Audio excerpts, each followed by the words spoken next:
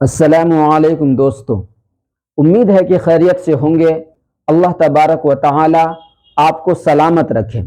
آج میں آپ لوگوں کے خدمت میں ایک حدیث لے کر آیا ہوں جس کا مضمون یہ ہے ماں باپ۔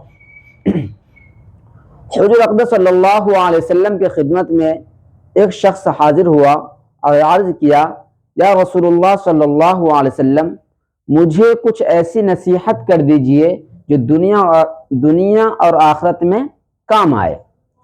تو حضور اقدس صلی اللہ علیہ وسلم نے اس سے پوچھا، کیا تمہارے ماں باپ زندہ ہے؟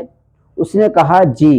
حضور اقدس صلی اللہ علیہ وسلم نے اس سے کہا، جا اور ان کی خدمت کر۔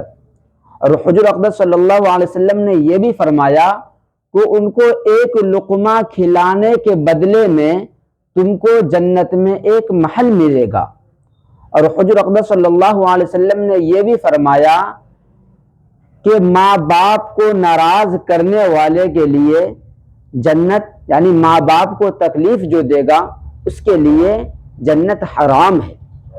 اور حضور اقدس صلی اللہ علیہ وسلم نے یہ بھی فرمایا کہ جو اپنے ماں باپ کو خوش رکھتا ہے، سمجھو کہ اللہ تبارک و تعالی اس سے خوش ہے، اور جس سے ماں باپ ناراض ہے تو اللہ تبارک و تعالی بھی اس سے ناراض ہے۔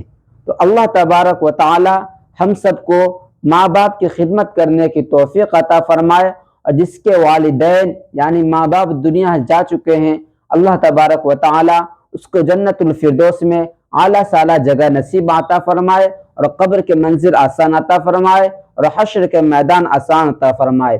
آمین۔ السلام علیکم۔